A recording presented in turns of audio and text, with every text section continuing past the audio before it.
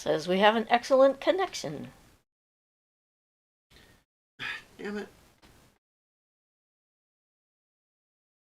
Doesn't want to let you connect? Oh, it did, but weirdly. So I'm there. It's just going to take me a minute. Can't believe tomorrow's our anniversary. Sorry, I didn't make you a card. I didn't think of it in time to be able to make one that would be worth doing. Well, that's okay. I'm thinking we're actually going to go out to dinner to a restaurant for the first time in 2 years. Okay. I think we're cool. safe. Hi, Impala. Welcome. Always be good. First one in board. There Yay. Now I get to pop out. All right. And the chat looks much better. Cool. He's reconfiguring his new computer, making sure everything is working. How are you all doing today? Yeah, we went up to 6 and back down to 4. People said, what's going on there? Oh, we don't know, so let's leave. Oh, maybe so. It's always interesting to see the numbers going up and down.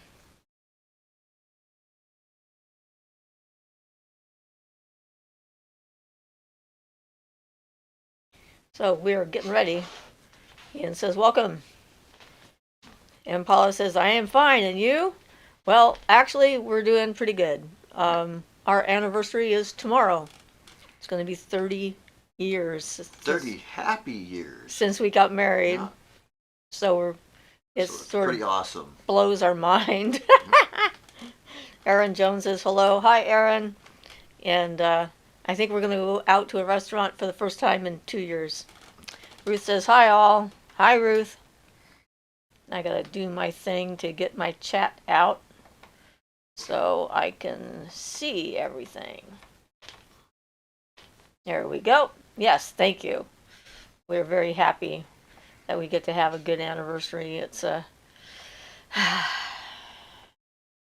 yeah, and we're very happy with our life. I mean, we could use a little more cash for home maintenance and things like well, that. right, for fixing things up, but for the important things, we have everything that we would want.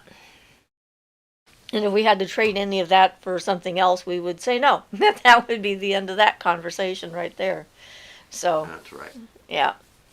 But anyway, it's granddaughter just had her birthday, and at my daughter's house, there's a lot more drama than there is at our house. So we're happy we're at our house most of the time. It's just a much more relaxed environment so we can get things done.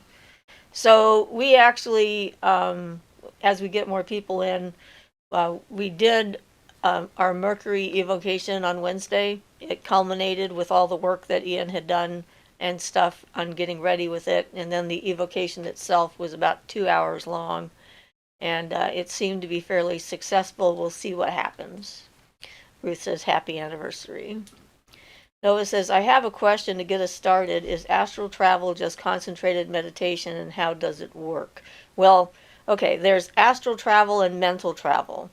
And most of what people call astral travel is actually mental travel. And it's not actually leaving your body behind and, going somewhere in that state. It's more what you would think of as the meditational type, where it's a visualization in your head and you're seeing things that are farther away from you than you could possibly know and that kind of stuff. But sometimes you actually end up out of your body in astral travel, and people who have near-death experiences experience that part for sure. And that's actually the goal for mental travel also, is that your consciousness actually goes where you want it to go. You're not in your astral body, but your consciousness is wherever, so you get your consciousness out of your body, and that's the first big trick for that. And on the mental plane, it's a lot safer. Hi, Jonathan. It's not as emotional on the mental plane, for one, and for the other thing, it's less dangerous for your body, according to the sources and stuff like that. Well, you avoid emotional blows because generally just traveling in your mental body, you won't get the emotional impact of what you might see. Because that's your astral body, of course. Right. Yeah, last night I think I woke up partway through the night. Apparently, I was worried about the future, and I was checking into the future, saw some dark clouds, but then they disappeared fairly quickly, so I was reassured that I wasn't, we weren't in imminent danger. But then I was awake and for a while from that dream, and when I closed my eyes, I started getting the light inside my head, and it was streaming. It was like it was streaming at me and going by me. So I think I was actually traveling and just seeing what I was traveling through or something as that. Um, so, Mixed Diva says, hello, coming to you this week from right next to the ocean, toes in it right now. Which ocean? Probably warmer than ours. I don't see how anyone would want to put their toes in this ocean, but It's cold. Jonathan says, Andrew on the YouTube channel Religion for Breakfast put out a fantastic video. Was Jesus a magician? I highly recommend it. Chill Baby says, what color is your beautiful shirt today? It looks magenta pink over here. It's a lovely hue on you. Congrats on your marriage longness. It is beautiful to see happiness between two people these days. Thank you. And it's actually, It's a maroon kind of. Yeah, it's just a little darker than it's showing up in the picture. Yeah, It's I showing think they up call a it little brick light. red or something. It's not Yeah. quite as bright as it looks, but it's a nice silk shirt, and I got it at Goodwill, I think, years back. Which I like to get a lot of things. So, let's see. Jonathan says, pro tip, as much as pagans have traditionally hated Christians, fed them to lions, if you want a cold, hard look at Jesus of Nazareth, then listen to a Jewish academic. All right. Gnomes is here, says, it's been so long, I got the time wrong. Set an alarm for it at 5 p.m. Eastern Standard Time. Am I late? No, you're exactly on time. We just started. So congratulations, you got the time right. Yay! Ruth says, my anniversary is on the 1st of June. Awesome. Luna says, hi, Siofra and Ian. How are you this week? Good. Feel better now. I got some stress off with doing the evocation. I got some time to do other things. Yeah, his brain is getting more back to normal. He was doing so much Mercury stuff. He was like, and just kind of. Well, I was having a hard time shutting it off when it was done. and not having room in there for anything else because it was and then very chatty. There were some. Well, that's what Mercury does. Yeah, there was some lovely chats going on, so that was fun. Mixed Diva says Pacific Ocean. I'm in Northern Oregon. So not far from us. Cold but nice. Cool. Luna says happy anniversary, you guys. Thank you. Angela says, hello, everyone. Blessings. Hi, Angela. Yeah, so I acted as the clairvoyant, seer, or is that what you call it? Yeah, why not? In the evocation. I'm the one who saw everything because Ian was so focused on getting everything right, and I was assisting with that as well. But it certainly was interesting to see a Mercury being full on. I don't think I've ever seen them quite like that before in my travels. Not that I remember. And he was quite spectacular. So Angela says, hi, Luna. Gnomes is here, says, really only one major question. Do you experience more on psychoactives or think someone can than just normal? Not me, since I don't do any psychoactives. I have to stay away from them because my brain is already so far out there that with them in my system, I don't have any control. One of the things relates to focus on using those or not. If you lose your focus, then you're not going to manage to do anything productive. So for a magical working, you want it below the level where you lose your focus and concentration. So that's an individual thing for everyone. Yeah. Not like I'm opposed to them or anything, but they're certainly not for me. Well, and they could be dangerous, potentially. For depending some on the people or for a person. lot of people, yeah, depending on what you're taking. And if you know the source of what you're getting and that Yes, kind of thing. we know somebody who has a son who's went basically Psychotic. crazy due to pot. He has some type of genetic Predisposition, disorder. predisposition. Yeah. Yeah, it causes instant insanity the first time he did it.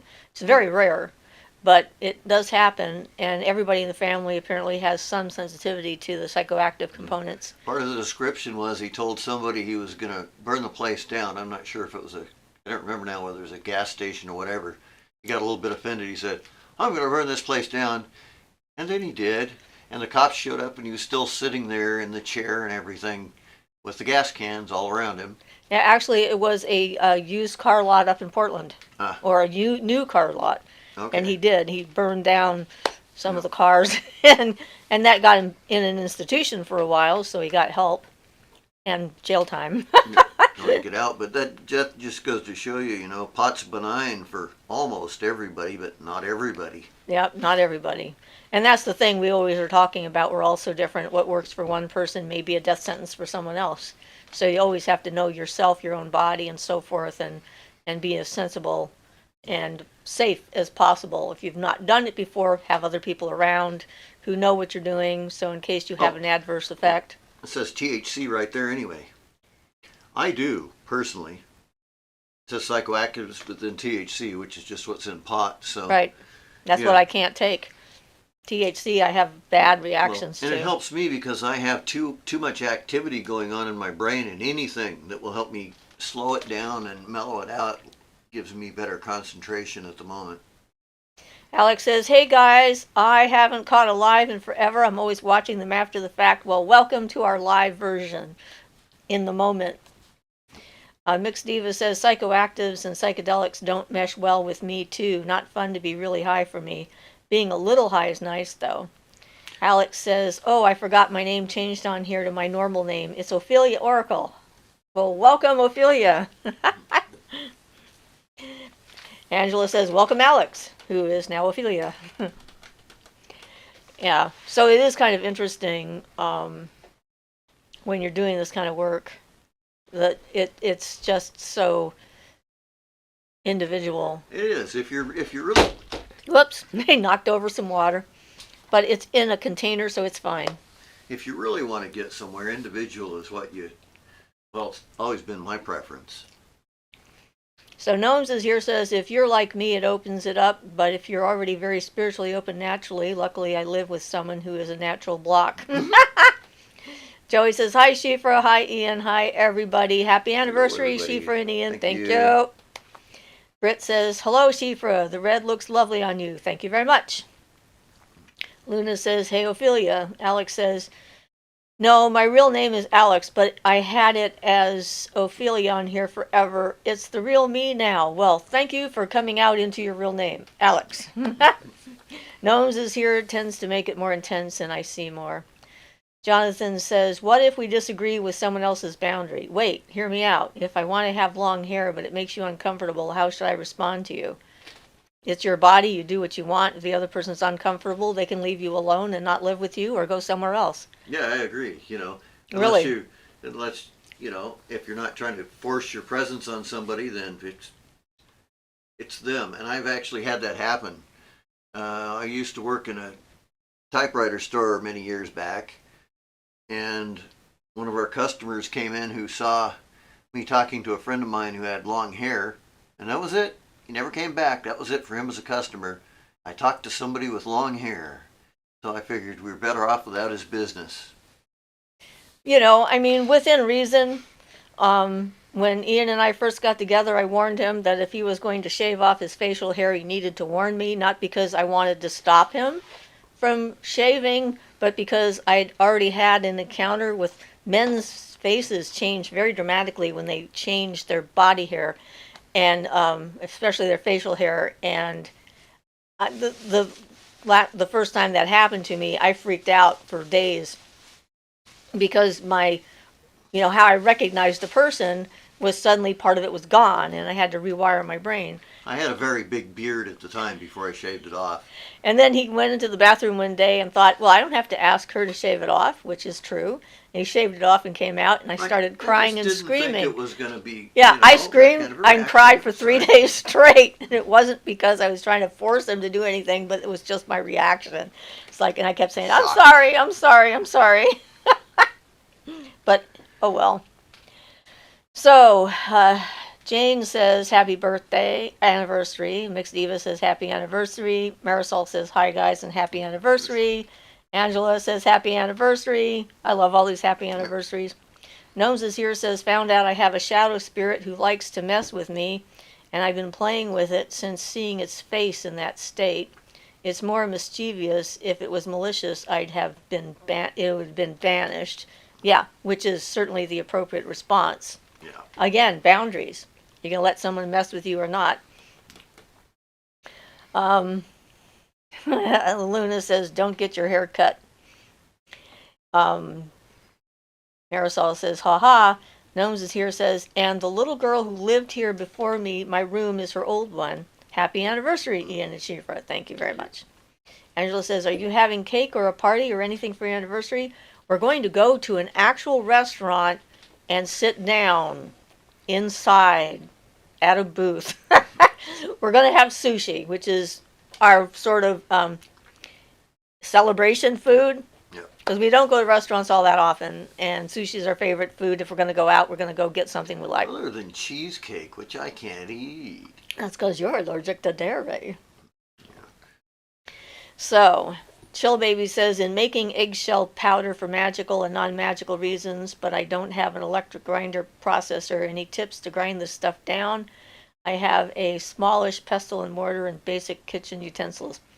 I have no idea. I would go like this. The mortar and pestle, but yeah, make sure they're extremely dry. Take out there's that film that sometimes gets stuck on the inside of the shells. Make sure those are out because that will hold moisture. Break them down as small as you can. You might add something to them. A lot of times people use them with salt or pepper or something like that if you're using them for protection to give you more surface to grind because they're probably hard and difficult to do. I don't know. Yeah, I don't usually. I would think that would be. I was trying to grind up that mastic and that stuff is wettish. Well, it was nice fresh mastic, which is really nice, but that meant it was pretty gummy and sticky. It didn't mash because it wasn't hard enough. It just sort of rolled around and mixed with other stuff to a certain extent, as much as I could get it to. Okay, so Angela says, oh wow, enjoy. Yeah, I'm still slightly anxious about it, but I think I'm going to be okay. Because their booths are along one wall, and it's not a really super big, crowded restaurant, so. Yeah, Mixed Diva says, any advice on how to tell the difference between sleep paralysis and spiritual signs, apparitions?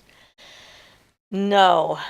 When I get something like that, like a very strange dream image or something that wakes me up out of a sleep or some type of sleep paralysis, I generally do some magical operation in the room in order to be sure that I'm protected on all levels, just in case it's not that.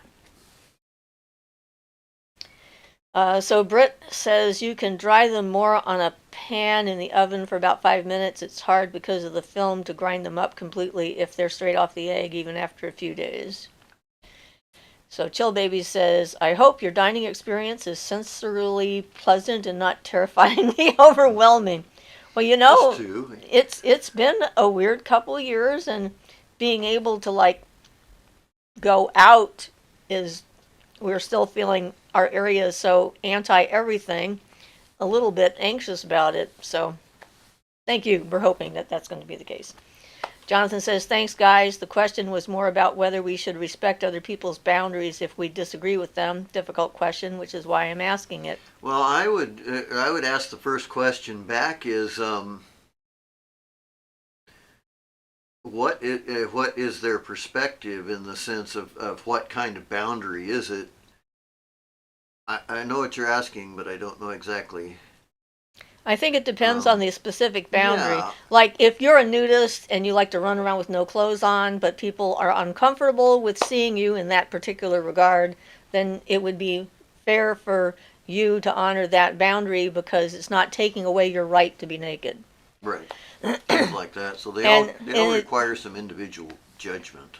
and really, when it comes down to it, as far as permissions go, no is bigger than yes. If someone says no, they don't want to, there's no movement forward in that direction because maybe we'll try and convince you. Yeah. yeah, and it's just unfair to try and convince someone when they say no. If they say no, if you're not respecting that boundary from them, then there's no reason for anyone else to respect your boundaries either. And I think that's one of the things I find annoying in a lot of television programming is that there's always, when someone says no, someone says, "Oh, come on, you want to do it. We know you want to do it." And it really Especially annoys with me. Beer or pot or Yeah, drugs whatever it is. which I went through when I was a teenager. Yeah, and it's pressure. not good modeling behavior for, everyone to be seeing that constant. You're just like too shy or too nervous, and if you are, then that should be fine. You shouldn't have to be forced to get out of your comfort zone if you don't want to. Yeah. Well, basically, Crowley has a good way of doing it. He calls it, "Do it, thou wilt, shall be the whole of the law." And what he means by that is your true will, so that everybody's doing their true will, they naturally won't interfere with each other, and so you won't run into the problems. And that was part of his whole approach towards that. When he says, "Do it, thou wilt, shall be the whole of the law," he means your true will, which is your deepest, innermost tendencies, not things that are necessarily consciously known. It's a much deeper concept than just saying you can do anything you want, because it doesn't mean that at all. That's what a lot of people like to interpret that to mean. Whatever I feel like doing is my will, therefore I can do it, which is not the case. Not what it means, yeah. All right. Gnomes is here, says you can peel the film off if you're careful, and Luna says, good luck. I had to grind eggshells a while back, took forever with a pestle and mortar. Alex says, happy anniversary to the world's greatest couple. Oh, thank you. Thank you. It's such a beautiful time of year now. The fairies are so active. Yes, they are. Music with Susie says, hi, I'm new to your channel and was notified you were live. What do you do? Thanks for having me. I'm a witch and a clairvoyant and have a lot of experience in that field and have a wide range of topics that I talk about. All kinds of witchy and magical and meditational stuff. Yep, and paranormal investigator, supernatural subjects, a lot of things. Meditation. And Lulu says, hi, I like the red. And Music with Susie says, oh, I see. Is it okay to call you a guide for magic, consciousness practices, personal growth awareness, etc.? Yeah, that works. Gnomes is here, says, I always been followed by crows, like waking up to 11 of them in my yard, and found a crow feather in my kitchen yesterday, and no idea how it got there, tossed it in the bin. Can you explain it?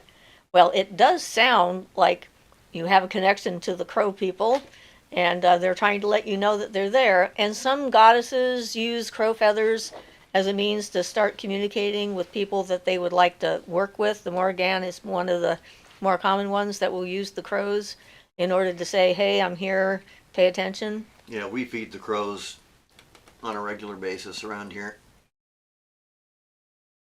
So Luna says, Siofra, when you're programming crystals, do you have a specific method, ritual, which you use?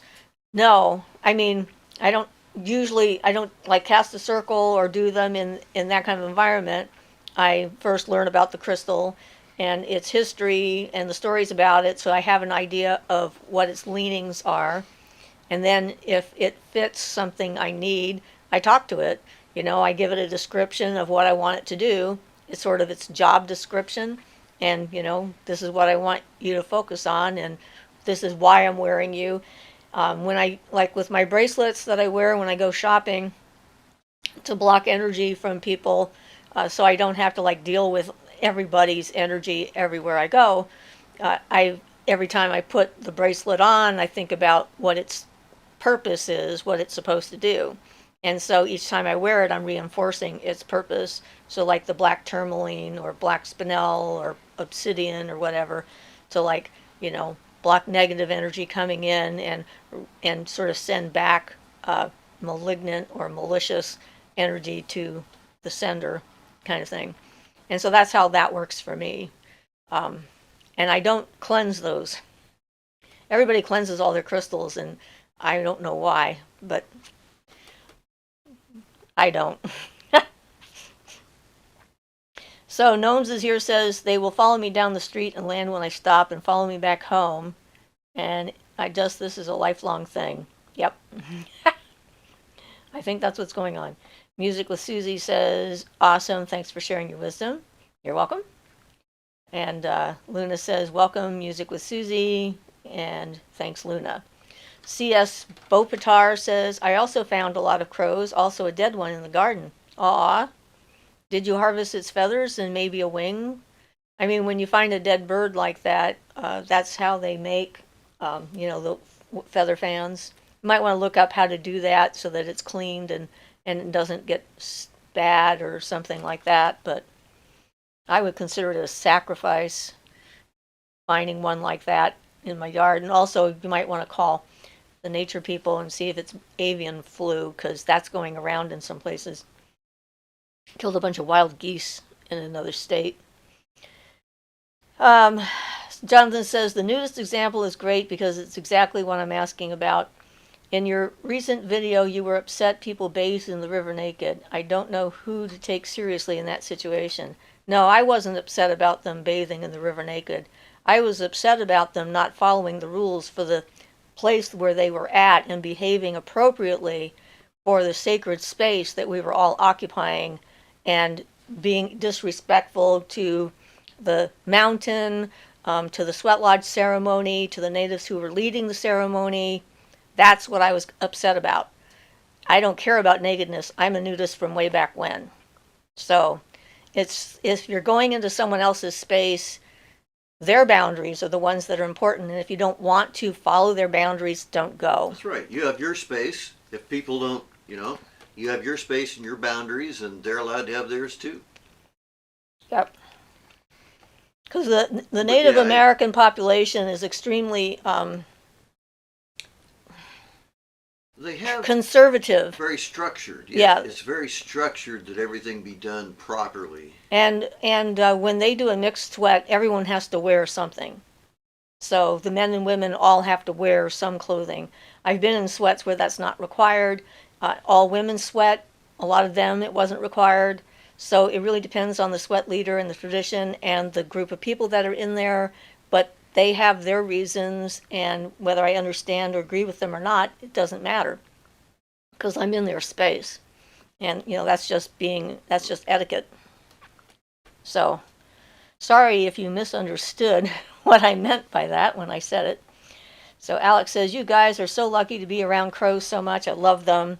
But on the plus side, a beautiful bird laid eggs and made a nest directly next to my porch. Oh, good. We have a perfect view. I talk to that mama bird every day. That's awesome. We think we might have a pair of swallows that we're trying to find a nest around our house this year. So I think we're going to put up a swallow house next year. So if they go searching for nesting sites, they'll find something that's suitable for them. That could be fun. We're getting more and more different variety of animals and birds coming to our house, which we enjoy. Except it makes it go through bird seed really fast now. Well, for the ones that eat the seed we put out, that's for sure. Especially those red-winged blackbirds. Those guys are voracious, and they're picky. They get in there, they look around, they go like, throw it on the ground. Throw it on the ground. Oh, yeah, I'll take that and throw that on the ground. It's like, then we get a pile of food on the ground that the doves have to pick up, which is, I'm sure they're quite happy about. And then the little sparrows and the chickadees and the finches and all that other stuff will go around on the ground to pick that stuff up. So it gets used. So Mary says, hi everyone, I hope my internet connection works. I'm at home and sometimes it cuts off listening to you and cleaning my house. Yay! Britt says, reminds me of the part in Fantasia where he animates the broom and the mop and the buckets do the chores, but I'm sure crystals won't do my chores for me. Oh, I have been looking for something that would do that for me for many, many years. Yes, many witches have, I'm sure. I had a lead on something that might have worked. There was a local ghost at a bed and breakfast, and she died, I think, in the 30s or 40s or something there. She was a maid, and she really doesn't like clutter. She doesn't understand newfangled technology. She doesn't like to have it where people put it in their rooms, so she sticks everything she doesn't know in the linen closet. And then she doesn't like loud parties in the kitchen or in the house. If people are getting too loud, she'll go in the kitchen and bang the pots and pans to make them quiet. And I'm thinking, she's running around cleaning stuff up. It's like, ooh, if only I could get a hold of a ghost like her. But no, no such luck. Oh well. It was just a fantasy. Gnomes is here says, I was watched tossing berries out back by one. I always greet them, but I usually greet any being near me outside. They will just hop around the yard, sometimes sit and stare at me. I'm trying to teach them how to say hello to me at this point, I've decided. So instead of just cawing, I'm going like, hello, It's worth a try because they've started imitating her. Yeah, they started imitating her caw. my lame crow call. I thought they had like a sore throat or something because they sounded all of a sudden not like crows. I'm like, what the heck? Yeah, oh, that's me. So I thought, I'll try an English word and see if it gets me anywhere. Haley says, I don't cleanse my crystals either. I'm glad to hear someone else doesn't either. Happy anniversary to you and Ian, wishing you many more. Thank you. Thank you, and we're hoping to have many, many more as well. And I mean, the reason I don't cleanse my crystals is I give them a way to cleanse themselves. It's like I don't feel like they need to be cleansed. If I didn't know how to do that, being for grounding, then everything automatically right grounds if down I anyway. if I didn't know how to do that, then like an obsidian that I stuck in the corner to absorb negative energy would probably start to get kind of grody, and I might want to clean it. But since we've got them, it sends the energy into the earth. Especially pieces of obsidian are great for that. So Gnomes is here said the weirdest one is when I woke up after a lightning storm to 3, then 12, then 20. I counted. They kept gathering outside my bedroom window, and they kind of caw back when I talked to them. I love crows, so smart and very kind if you show respect and compassion. They are very smart. And I found it interesting that they will now alert me if I'm out in the yard gardening and someone is walking down the street. Suddenly the crows will come along and just stand on the wire near my head, above me, and just start alerting. Caw, caw, caw, caw, caw, caw, caw, until I look up and see that there's a stranger is walking by. So I'm like, well, that was pretty cool. So I appreciate that. Luna says, thank you, Siofra. I cleanse my crystals and any other items I've just acquired, which I'd be using for magic, simply to remove other people's icky energy. Yeah, that's not a bad idea. Joey D says, any developments in regards to the possession case that fell in your lap? No. I contacted the woman when we were supposed to talk, and then all of a sudden she had to help somebody move, and then her son was coming home. So I gave her my schedule. It was like, this is when I'm not available. She says, okay, I guess I'll let you know when I'm going to be free, and we'll see if this works. So I have no further information on it. Just kind of frustrating, but it could be that way for the rest of my life. Who knows? I may never hear another word from her. We'll see. But I thought it was interesting that a lot of people assumed it would, if it was possession, it would have to be demonic, which is not an assumption I'm coming to, because there's lots of other types of spirits that are out there. And it could be a mental health issue. I mean, there's a wide range of potential things.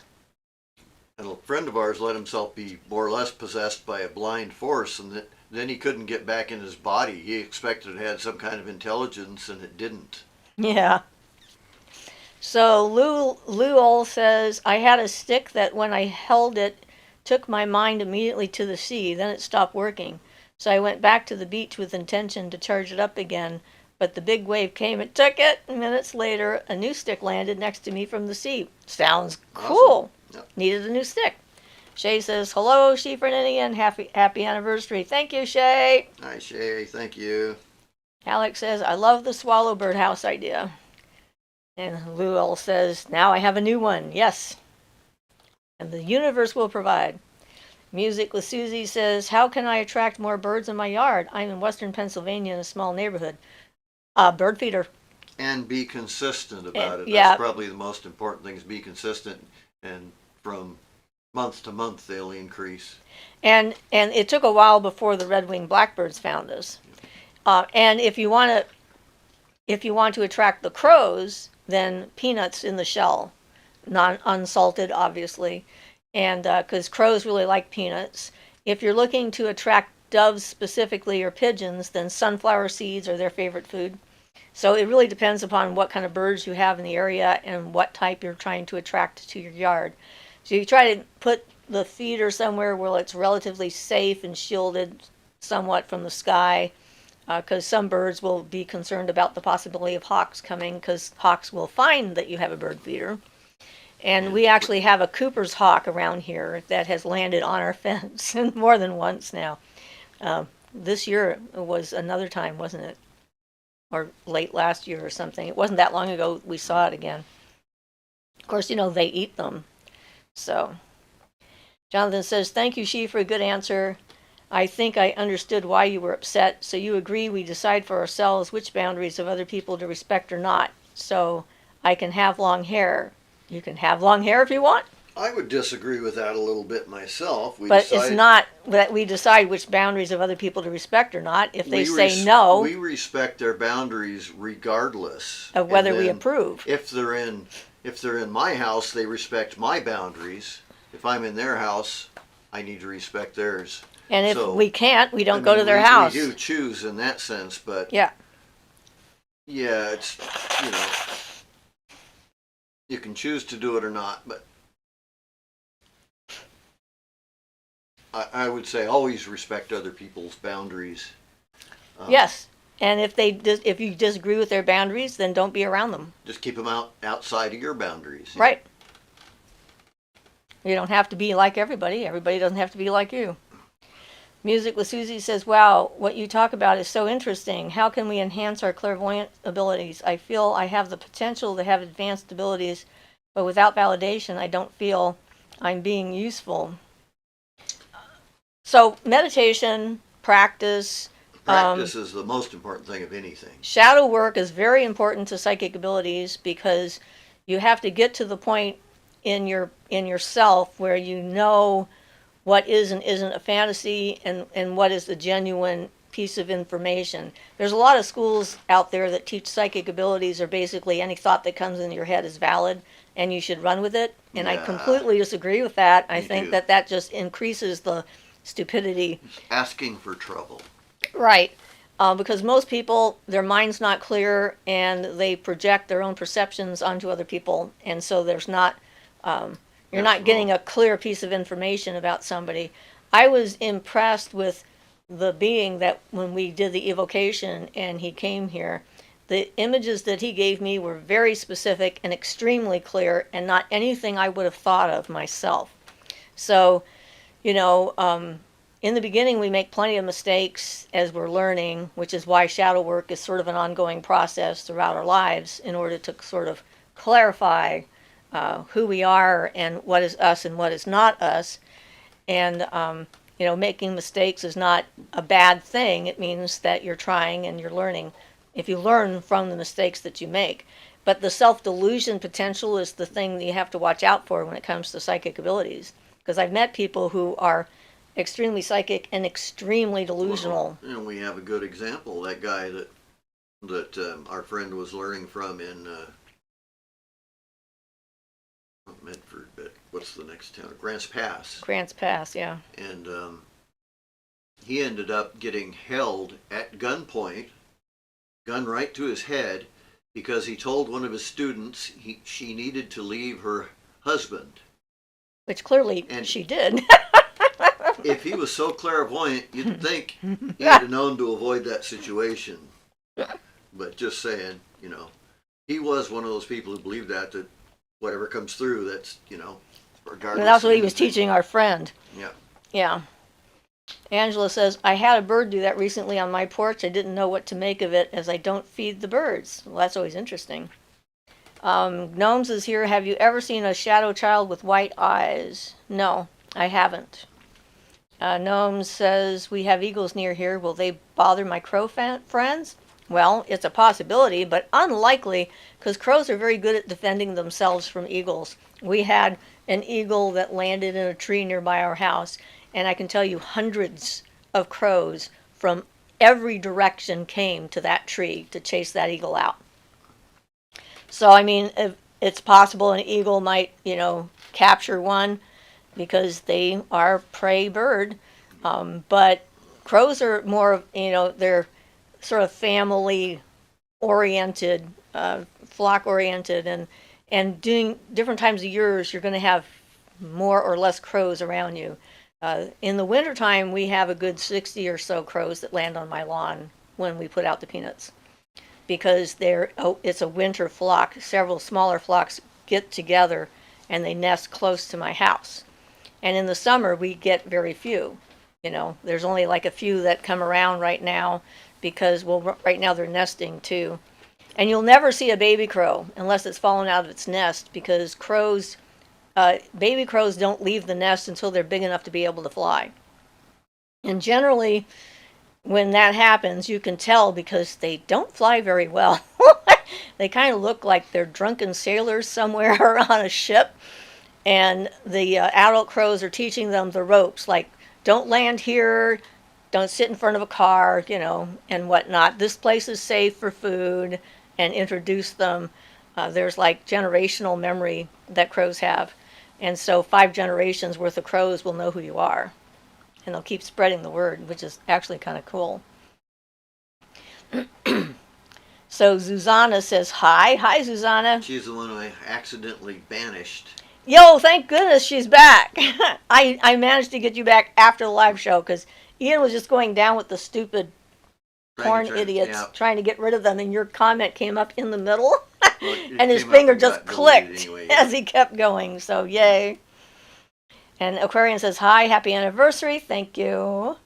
Angela says, the bird alarmed me to someone who walked up on the porch as my attention was elsewhere. It was funny, as I don't feed the birds. The squirrels steal bird food every time I put it out. Well, that's good. That's a good sign. That means that they're aware of you, and it's even better in the fact that they have no reason except that they're aware of you and they like you, because you're not able to give them food. Luna says, I had a collared dove at my previous house, which used to scare the crows, jackdaws, rooks, and magpies away. Caught it hanging from the tail feathers of a magpie once. The magpie was scared stupid. Poor thing. Angela says, so not sure why the bird did it, but it was just my neighbor. Well, I think that's awesome. Jonathan says, Susanna, I thought you were banished to the Shadow Realm. It was an honest mistake, and I'm glad you were unbanished. Susanna says, I'm okay with that. That just happens sometimes. I'm happy to be here. Yay. Yes, I fixed it immediately so that we wouldn't forget who it was as soon as the show was over. Went into the house and went through the list and showed Ian where it was. But I don't know that you can do that on the live or not. It's just one of those things.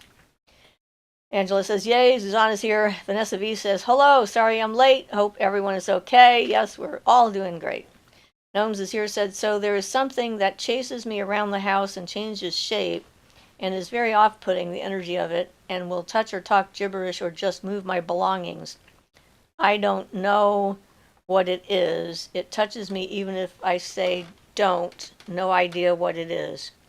Well, you should figure out how to make it stop. Yeah. Because that's not okay. So maybe practice some personal shielding, and you can throw an earth pentagram at it and see what happens. So earth pentagram is the one where you start at the top and you go down to the lower left corner and then start the pentagram that way, because the left corner is the earth point. That's the invoking pentagram. Right, which is what you would throw at somebody.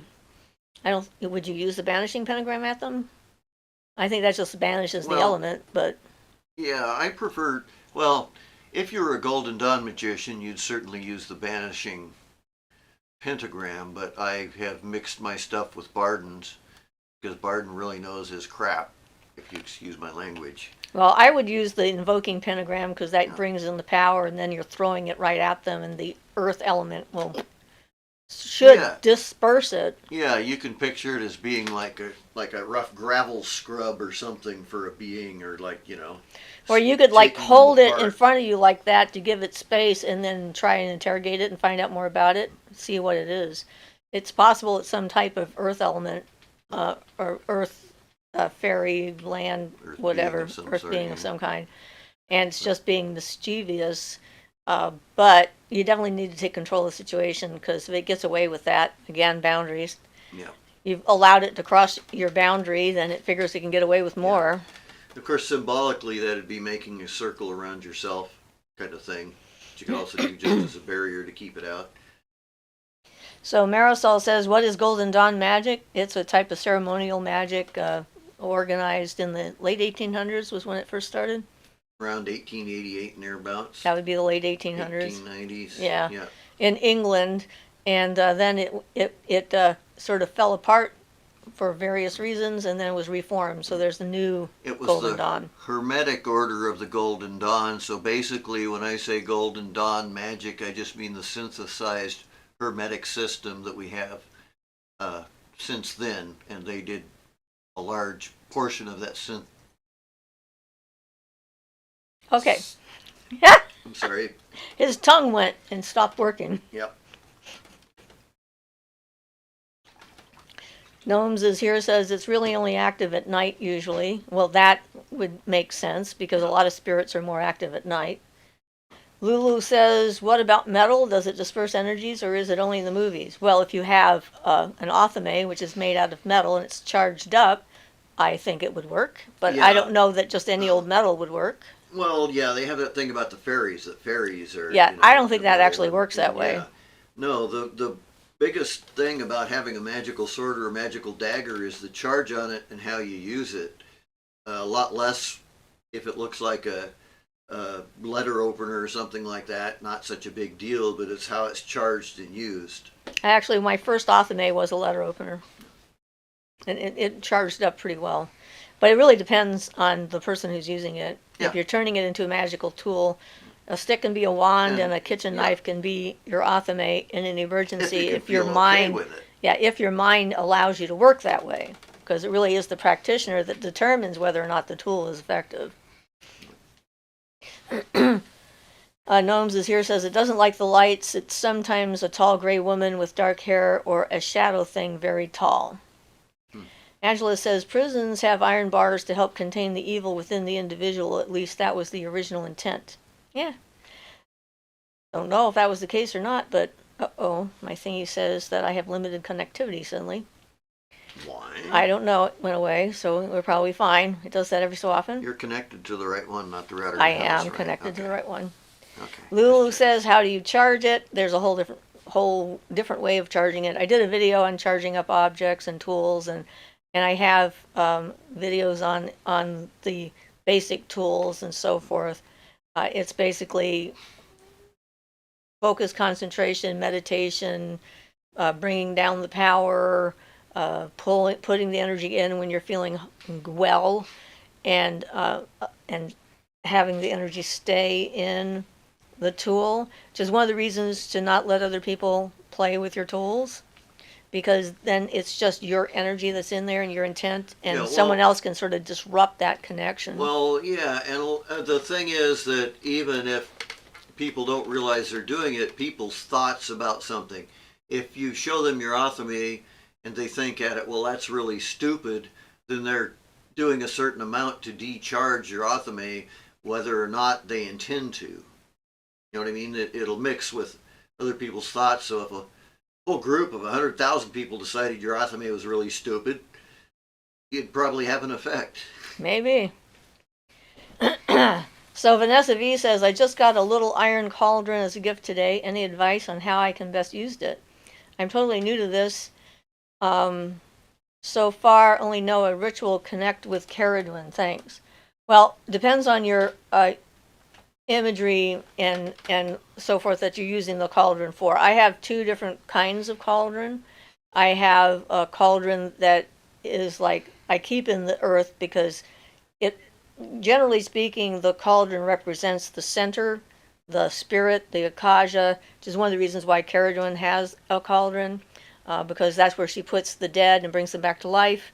So the imagery makes sense when it comes to that. It could also be the center of the universe, the That's Akasha what I symbolism. just said. Yeah. That's what I'm saying. Yeah. And but it can be, you can use it as a fire cauldron, although you don't think of it as a fire cauldron. You're using that container, and you put Epsom salts and alcohol in the bottom of it, and then burn. When you light it on fire, you can burn things into it, either things you're trying to get rid of, things you're trying to send into the spirit world, things you're trying to just send out into the universe for one reason or another, and it works well for that. I have a brass cauldron that I use as a scrying tool because I fill it with water, and iron cauldrons and water don't go well together because they tend to rust them. So you want to treat your iron cauldron the same you would a cast iron pan. So you want to season it after you cleanse it and stuff before you start to consecrate it. So you want to like oil it up and stick it in the oven for a period of time to bake in the oil and stuff into it. Hopefully it doesn't have any wood on it. Most of the cauldrons I have got an iron handle as well, and so it's an easy thing to do. Or put it on a fire if that's what you want to do with it. So Bep says, Siofra, I will write to your mail. I need your help. I have a particular issue that I feel you might be able to assess. Okay, I look forward to reading that and seeing if I can help or not. Susanna says, I recently saw a video about the angelic hierarchy from a Christian perspective, so I wonder if they are just different descriptions of energy beings or a separate category. One type of angels are really close with description of fairies. Well, I think that Christianity and, well, the Abrahamic religions sort of pulled the angelic realm into their mythology and adopted it. I think that angels exist in other cultures. They've always been around. They're a type of spirit being. So that's about what I have to say on that. Yeah, I mean, I haven't tried doing anything with angels specifically, just using them like for the banishing ritual of the pentagram, and that was, so I haven't really investigated the angelic hierarchy that much. Yeah, and I have 2 guardian angels that have been with me since I was little as sort of protectors. I met them when I had my near-death experience again, so I know that they're still there. And I used to see them all the time. So I know that they're a real being, that they're there, and that's what I would call them. And another thing, it depends. It's all interspersed with each other. The Shemhamfrash, which is basically Christian, a Jewish version, the 72-lettered name of God. Well, it turns out those are the names of the 72 Mercury spirits that Barton mentioned. So they're considered angelic spirits, and then they have a God name associated with them also, a 4-letter God name, and one of them is the standard Yad-He-Vav-He. So, in a sense, a lot of the Christian thing could have been taken from ancient magical stuff, because these are the Mercury beings that actually their name makes up the Shemhamfrash, and they're the ones that you can find in the lists in the old grimoires. So yeah, people like to categorize things. So Luel says, can you share tools with family members? It depends on the tool and how you feel about it and the family member. We don't share our tools much, but we do to a certain extent, and we have no problem with each other handling our tools. Like I gave Ian my Mercury wand when he was charging up all the stuff for the evocation, because I had charged it up really well and it was connected to the Mercury sphere already, and I used it to charge up the mirrors in order to create the right light to come into the room for the evocation. And so I did not have a problem with letting Ian use my tool. And but even well, that's because we're in so much harmony, right? And it doesn't mean that that would be the case with every married couple or committed couple or what have you, because a magical tool by definition is an extension of your will, and your energy, your place in the universal scheme of things, your authority, it represents your authority. So if you're too willing to sort of give it away for other people to use, then your authority gets diminished, because then it's not like yours anymore. At least that's how I would think of it. So Gnomes is here, says it appeared as a dark shadow child with bright white eyes, a moving cloud mass, and once the shadow of a tall man with bushy hair moving along my wall. No idea, no clues, but not violent, so probably okay. Jonathan says, do you guys still have problems with people disrespecting your tools? I'm sorry, that sucks.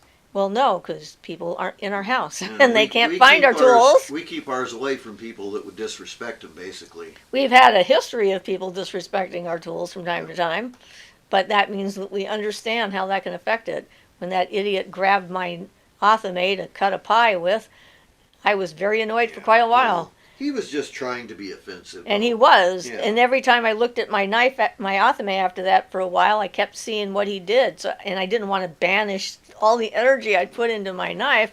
And so I had to find a way to like get rid of his energy and get past it so that it no longer had any kind of attachment energetically and annoyance to me.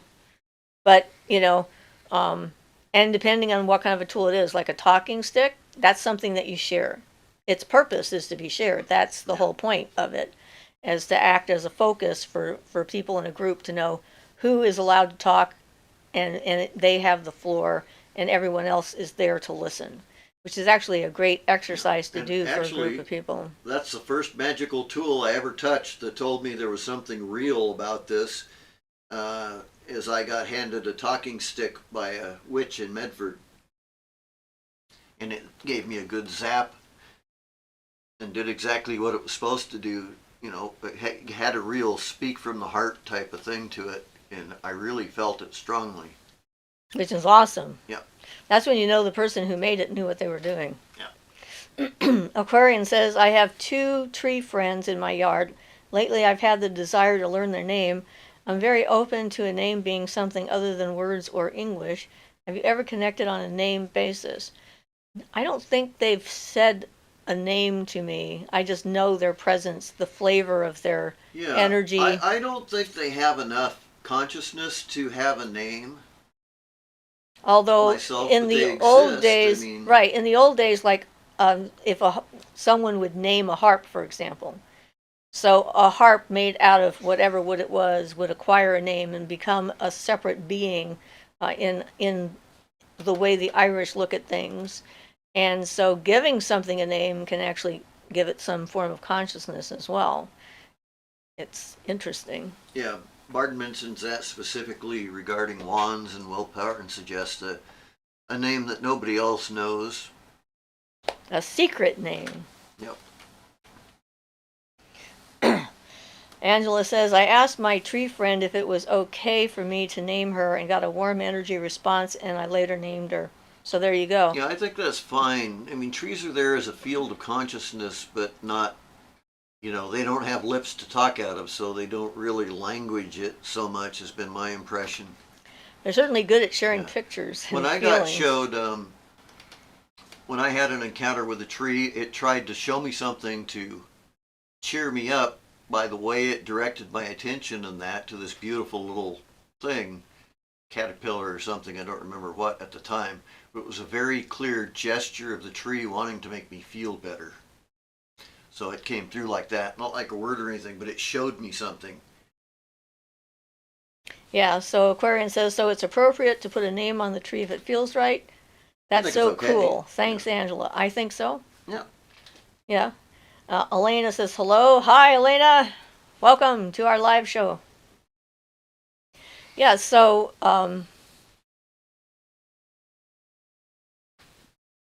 it's kind of interesting with communication where symbolism is easier to communicate than phrases. Well, it is, because a symbol is one item. Right. A phrase is a bunch of letters that have to be put together and then decoded by your brain that we've learned to understand over all these years and stuff like that. But, yeah. it's nice to just have that, and it can communicate so much more information. It really is, the picture is worth 1,000 words kind of thing. Eddie says hello. Hi, Eddie. Susanna says, I also want to ask if angels are the same thing as spirit guides. They can be. I think they can be. They can be spirit guardians for sure. Yeah, and then there is the holy guardian angel thing that's supposed to be given to everyone from God at their birth, so to speak. Although in my experience, some people have them and some people have something else. Like it seems like you either have an ancestral spirit guide or you have an angelic spirit guide. And I don't know how they determine which is which, you know? So. Yeah, I'm sure it relates to the culture in the area, that type of thing, where you know. Well, there seem to be some families that, like, the ancestors come back after they finish doing their thing and processing what they need to process and decide to take on the role to guide the next generation or future generation and to help them with their development and warn them when danger is coming and stuff like that. And then other people, it's more of an angelic force that they sometimes see. It was interesting finding out when my granddaughter first saw her spirit tiger. It was when she was in a car accident that could have injured her severely, and she was only 4 at the time. So, you know, hers is an animal shape, but still a spirit guardian, spirit guide. So really, there's a huge variety in there. Lulu says to Ian, what did you mean by God? I would put this as a mystical term, so God used as a mystical term in the manner of the field of force throughout everything, not a anthropomorphized individual. God, but a field of consciousness throughout all things, that type of thing. So I was taking the mystical approach when I said that, and that's how I meant it, the way that the mystics, you know, I can't think of anybody's name right now. My brain has gone blank. But needs you know, a break. the Indian mystics that I study. Right. Yeah. So like the Muktananda and Chitandananda and Yeah. Nityananda and how they would mean it. Yeah, and in general, that type of thing, yeah. Angela says, my great-grandmother, I think, took on that role because we were so close when she was alive. After she died, I started smelling her perfume and seeing her favorite flower and bird. I pick up on her presence all the time. So Igor says, so happy to have caught your live. Hello, and thank you for these drops of wisdom. You're welcome, Igor, and welcome to our live show. McSteva says, met my main guide once. It was cool. Always an interesting experience. Yeah, and the thing is that like everything else, it's very unique to individuals. I think it does a disservice to the incredible, multi-dimensional and variety of the universe to think that everyone's going to have one kind.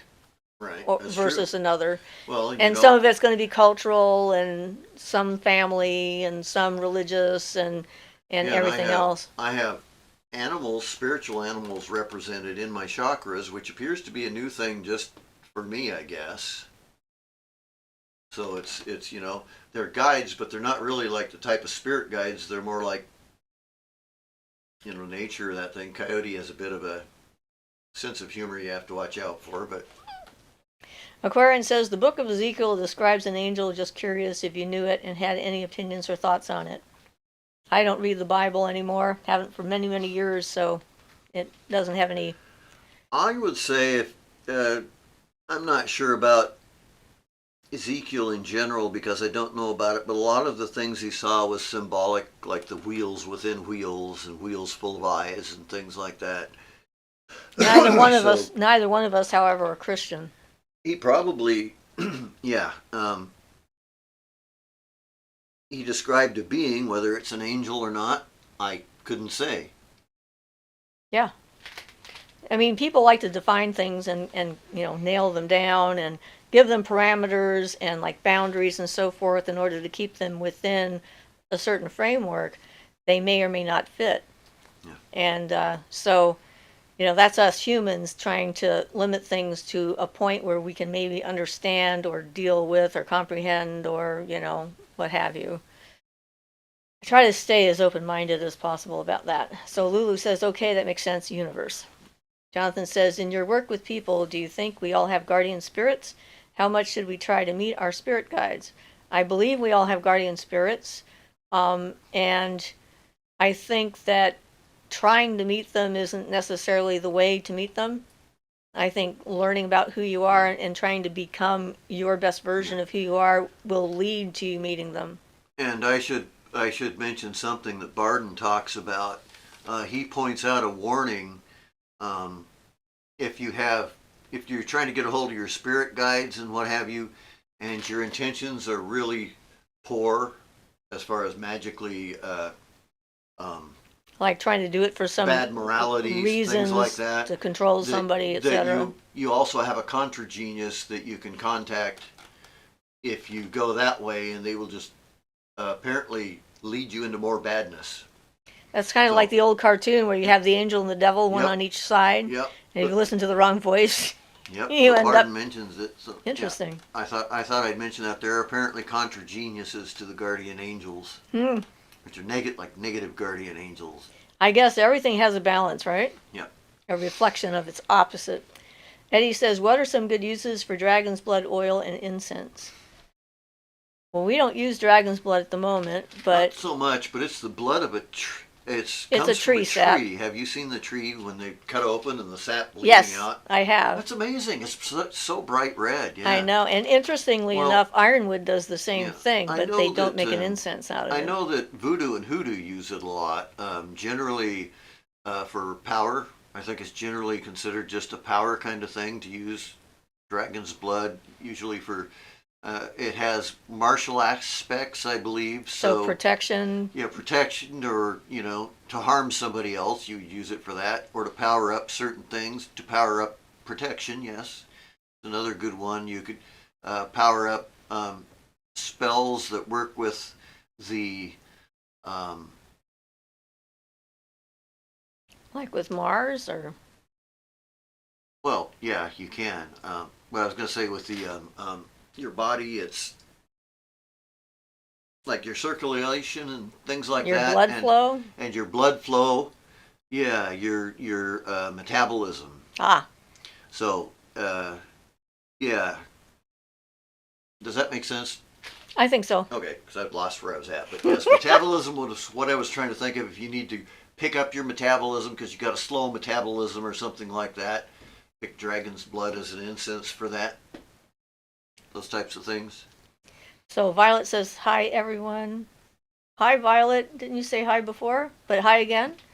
Lulu says, do you guys think Jesus was a magician? I have no clue. I think it's an interesting conjecture. I'll tell you what I do believe is that parts of the Bible are Kabbalistic and allegorical, and they weren't understood to be Kabbalistic to a lot of the interpreters and translators of the Bible. So it's hard to say because we don't really have good records for sure. We have the Bible about Jesus, and that's not a very good record. Well, accurate. It's a bunch of things people found and all that. So yeah, so I think he possibly could be, but there's another character I haven't investigated and trying to look up in the Akasha or anything. Like in being non-Christians, Jesus is not really a part of our practice. Yeah. I've seen him here and there, but yeah. But it is possible, and apparently, because Barden mentions a few cases, he mentions a few of the Kabbalistic formulas that Moses used for parting the Red Sea and such. So he doesn't mention Jesus specifically, but I think we could probably assume if Moses was a magician, then Jesus may have been also. He was supposedly given the Kabbalah the first time before he broke the tablets, I believe, was when he was supposed to have gotten it. So Mary says, I have heard that dragon's blood is for banishing everything, so you have to be careful using it because it will push out your friendly spirits too. I think that's probably not true. Yeah, it depend on the spirits. I mean, if it's something that just found it inimical, I mean, if it was a, if it was maybe a spirit of love and happiness, it wouldn't like it or something. I don't know specifically. So Mixed Diva said, I recently learned that a lot of the Bible was copied from ancient African scriptures and then recopied and then Well, retranslated turned into and whatever King into James whatever the hell it decided is now. yeah, whatever Yeah. King James wanted. Augustina says, Hi, I'm so happy I came across your channel. You are very generous sharing with us. Love from Uruguay. Well, hi, Augustina. Thank you so much for being here. We appreciate everybody that comes. Phoenix Claw says, Hi, Siofra. Hi, Phoenix. Jonathan says, Thanks for the answer. I'm not familiar with the idea of a contra genius. That all of a sudden makes everything more complicated. Nothing is ever easy. Yeah, that's absolutely true. And just like the 72 spirits of the Goetta and the 72 names of God, the Shemhamphorash, just as that is a positive thing, there's apparently a controversion of all that. So there's a whole version of negative beings for Mercury, Mars, wherever we're talking about, and they have a similar hierarchy. Um, and I suggest going with the positive beings, but not focusing on demons like Western Hermetic magic has done for such a long time. So Phoenix says, what is the current topic I just entered? We're just sort of all over the place right now talking about spirit guides, kind of.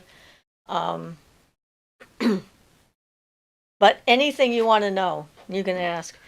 So Luna says, I find dragon's blood to be sweet smelling, so I use it to bring in positive vibes after banishing with frankincense. Yeah, and I agree. I don't find it negative in any sense. It's associated with Mars, but Martial is not bad, you know. That's one of the reasons why frankincense and myrrh makes a good combination, because myrrh would be the dragon's blood type of energy. So yeah, it's very sweet. But yeah, and some of these things, it's going to be, it's like there's generalizations about what things are for, and sometimes they prove to be true for just about everybody. But then there's always exceptions, people who have a different tradition, have a different association, and then the substance can work differently for them. And then if you're using something that's been used over years, that it's going to have a lot of the energy that people have used it for in the past. Right. So if you came from a tradition where dragon's blood was used specifically for one purpose and one purpose only, then it would probably not be a good idea for you to try and use it for something else, because you have like that whole history in your culture, your family and tree. You make contact with that culture. You make an energetic contact. Yeah. So Eddie says, I use it often for powering up my spells and for offering it to Hecate, but I've recently been more and more attracted to dragon's blood, so I was curious if there were any uses I wasn't aware of. They may like to make ink out of it to write invocations with. Oh, yes. Dragon's blood ink. Yep. Joey D says, additionally, the Bible is incomplete. There are dozens of books that weren't included. See apocryphal books. Also see Council of Nicaea. Yep. Phoenix Claw says, Siofra, I just got to know how much smudge needed if you wish to cleanse a full apartment. When I use sage, I'm assuming there will be more to that when you use sage incense. It depends on what's going on in your apartment and what's the best thing to use for it. But the most common error that people make, especially when they're starting out, is using sage for banishing negative energy and then never putting any positive energy back into the environment, so it sort of leaves a vacuum of energy. So whoever walks through the door first gets to say what the energy is going to be in the apartment from that moment on. We usually burn sweetgrass after sage for that reason. I really like sweetgrass. It grows here, so it's sort of like a local herb. And the smell is wonderful. It doesn't burn your eyes. In fact, in a sweat lodge, some sweat leaders use sweetgrass instead of sage because it doesn't make the eyes sting. So you can stay focused better in the sweat. So Jonathan says, what steps do you guys take to program your stones? Hi, Stone. What are you good for? Yes, I could use that help with that. So here, I'd like you to focus on this energy, and I'm going to put you in my pocket. I'm going to put you under my pillow. I'm going to put you next to my bed, and I want you to do that. That's how I program So stones basically, what she's saying is mostly with willpower. in that case. Yes, you will it. And some stones, I've started programming stones with some of my wands, so that I can easily take the wand's energy with me. Like I've got a nice lapis that I'm going to charge up with the Jupiter energy. I've got a nice moonstone that I'm going to charge up with my lunar energy. I have a large ruby quartz crystal that I charged up with the Mars energy, so I could let my daughter use it when she was in court and carry it with me. And I think that's a great idea. Yeah. And so I add it. I put the stone with the object that I'm going to charge it with the energy of, and then I connect them energetically. So there's like a cord between the two objects. So I take the one away, but it's like I'm taking both with me.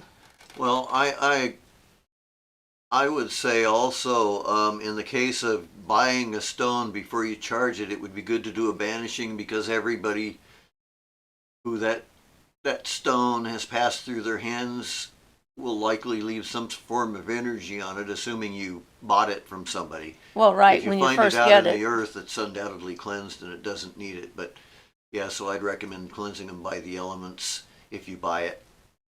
And finding out more about what's a good thing to use with the stone. Some stones will dissolve somewhat in water. Some will be damaged by the sun, by UV rays.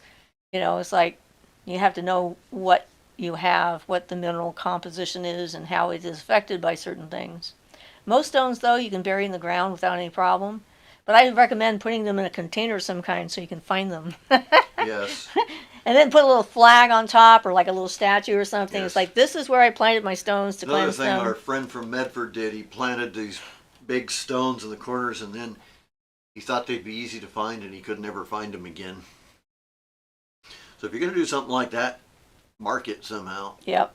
So Lula says, am I the only one who is feeling emotional today? Tears just come out without reason. I can't figure out if it's me or something outside of me.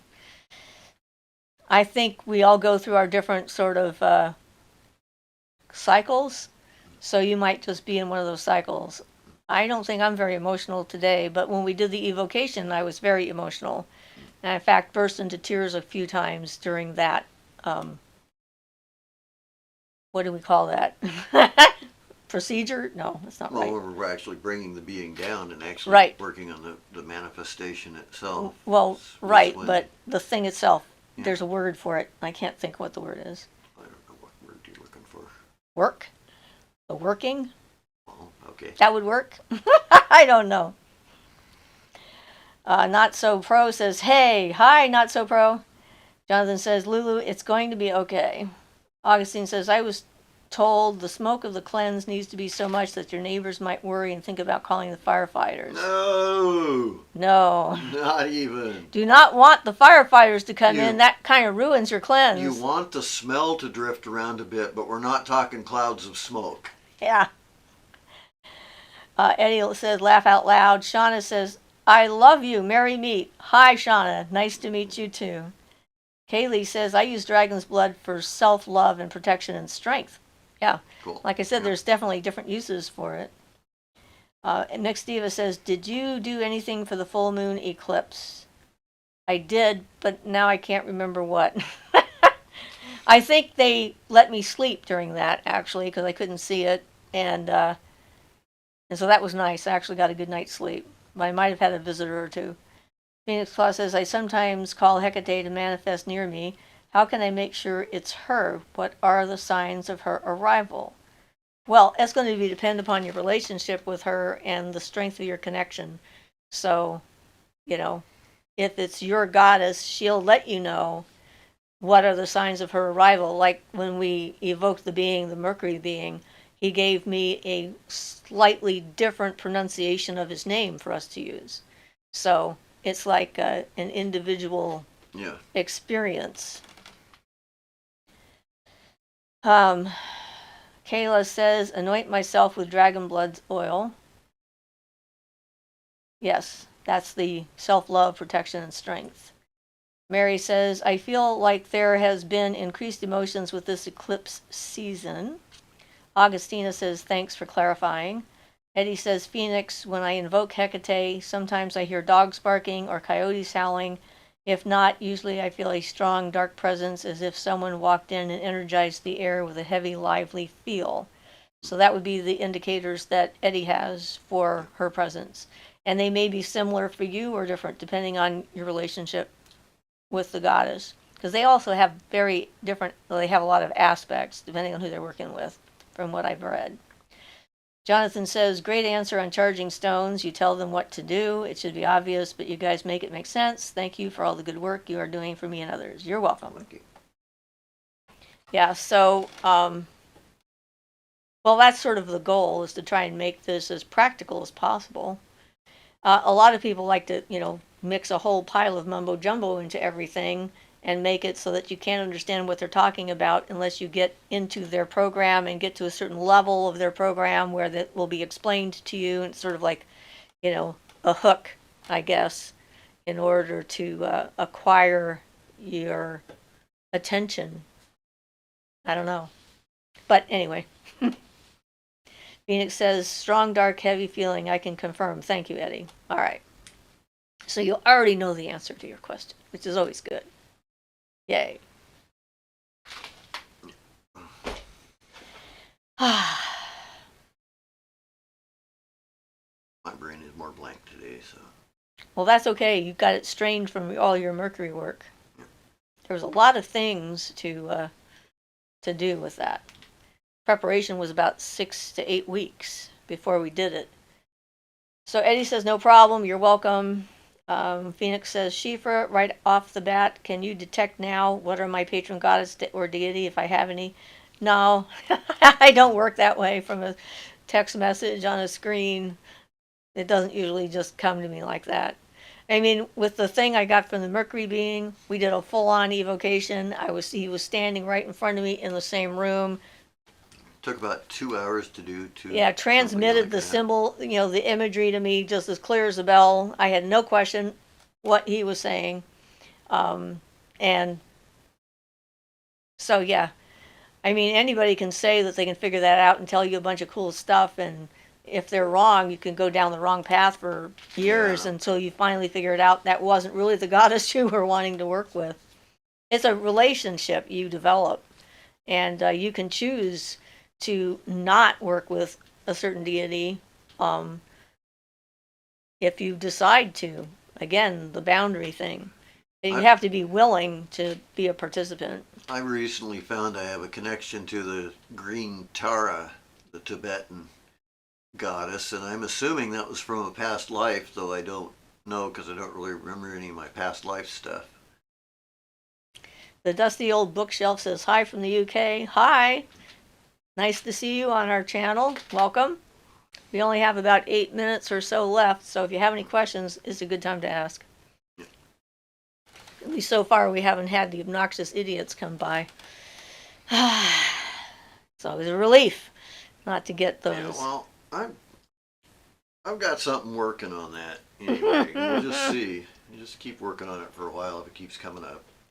Well, I was very impressed with what the Mercury being looked like, and it was exactly how it should have been, according to Barden's description of things. So, did it show up in a particular shape?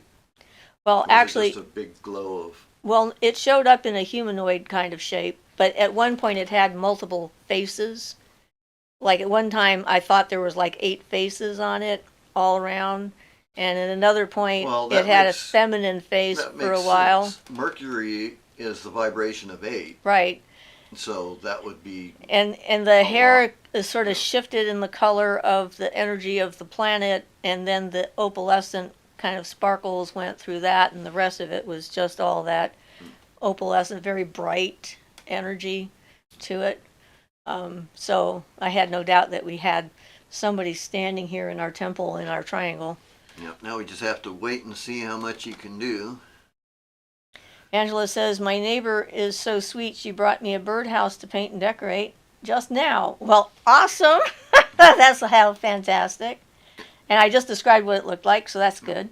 Lula says, I feel drawn to Venus. What's your opinion on that? Well, I felt drawn to Aphrodite when I was in the 4th grade, and she actually came in on the evocation, which I thought was interesting. I thought about it for a while, and I thought, does this make sense? Well, yeah, Aphrodite and Hermes, a god of Mercury, had an affair and had a child with each other, so there's clearly a relationship between them, so that would make sense. So I said, okay, we'll do that. And yeah, so I think that a lot of times people just think of Venus or Aphrodite as just a goddess of love, but she has a lot of different aspects. Well, that's true too. Yeah. You can get trapped in the Venus sphere if you're not in control of your sexual energies and things. So most people it wouldn't be a problem with, but it can trap people there if they're going down the wrong pathway. Otherwise, yeah. Sorry, I'm unclear at the moment. That's okay. My brain is unclear. The dusty old bookshelf says, hi, when my grandmother passed, I had a voice telling me that she was murdered by having a pillow over her face and the family member who did this. She passed in 2012. Did you tell the police? Should I do anything about it? Well, don't tell them that you had a vision.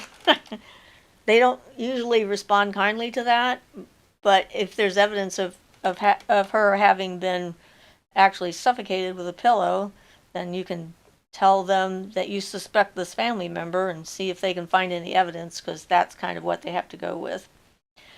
Phoenix says, what spirit you know can help me to know about my path or destiny? Your path is yours to form yourself. That is the thing.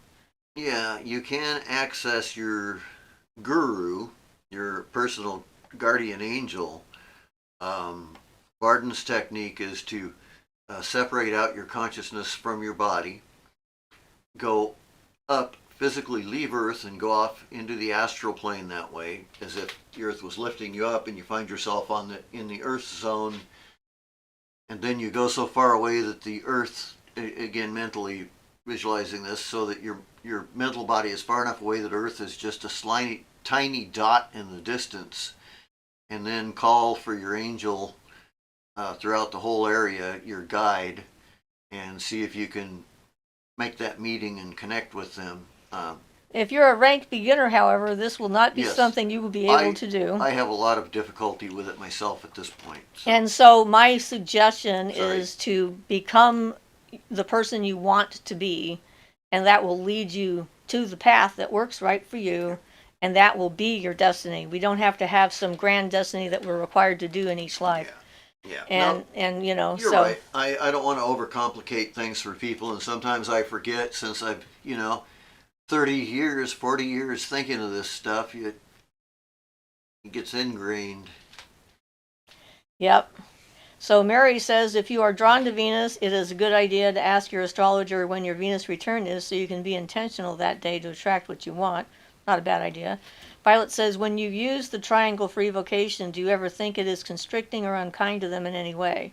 I have heard it said that way, but if you did it, that's different yet again. Trust you two. So here's the thing. It was very clear. The triangle was to create not